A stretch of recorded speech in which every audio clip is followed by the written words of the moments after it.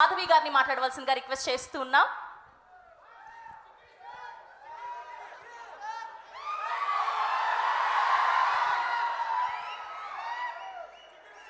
నాకు మాట్లాడడం ఎంత కష్టం అని చెప్పినా స్వామినాయుడు గారు పుష్ చేశారు.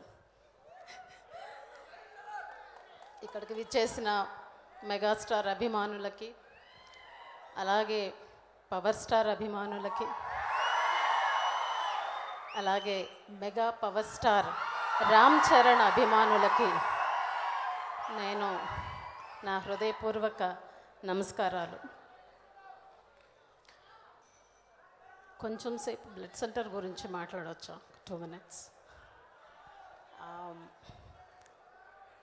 అన్నయ్య గారు బ్లడ్ సెంటర్కి పిలిచి నన్ను అక్కడ పనిచేయమని చెప్పడం నా అదృష్టంగా భావిస్తున్నాను. ఎందుకంటే కేవలం సినిమాలు చూసి అభిమానులుగా మారడం, అంతేకాక అన్నయ్య చెప్పిన ఒక మాట, రక్తదానం చేయండి, ప్రాణాలను రక్షించండి అనే ఒక మాట చెప్పినందుకు ఆయన్ని, చిరంజీవిని గారిని సినిమా యాక్టర్గా అభిమానించడమే కాకుండా ఆయన సేవా కార్యక్రమాల్లో ఫాలో అవడం, బ్లడ్ బ్యాంక్లో స్వచ్ఛందంగా రక్తదానం చేయడం, రక్తదాన శిబిరాలు కండక్ట్ చేయడం ఎంత ఓవర్వెల్మింగ్ ఉంటుందంటే ఇది కేవలం మెగాస్టార్ అభిమానులకు మాత్రమే చెల్లుతుంది. చిన్నప్పుడు చిరంజీవి గారి అభిమానులు మాత్రమే విన్నాను నేను. వాళ్ళు స్వచ్ఛందంగా సేవా కార్యక్రమాలు, అన్నదానాలు చేయడం, పెళ్ళిళ్ళు చేయడం, ఇలాంటివన్నీ ఎక్కువగా చిరంజీవి గారి అభిమానులు మాత్రమే చేసేవాళ్ళు.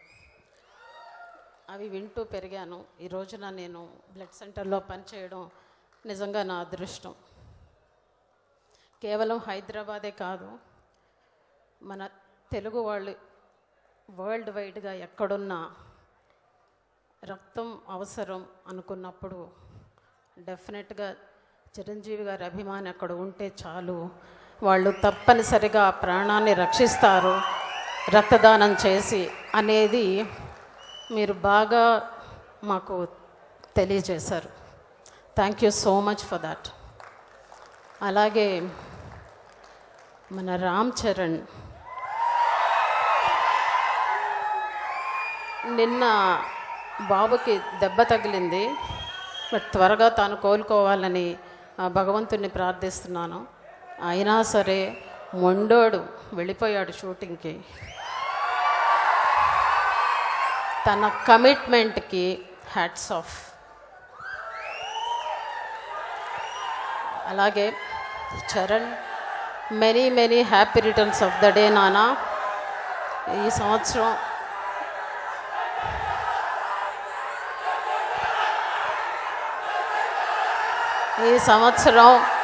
చరణ్కి చాలా స్పెషల్ బర్త్డే.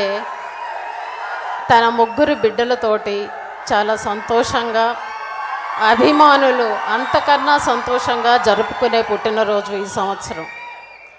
నానా, నువ్వు ఇలాగే మరిన్ని పుట్టినరోజులు నీ కుటుంబంతో, నీ అభిమానులతో జరుపుకోవాలని కోరుకుంటున్నాను. థ్యాంక్ యూ సో మచ్ నాకు ఈ అవకాశం కలిగించినందుకు. Thank you. Thank you so much, Madhavi garu, for gracing this event.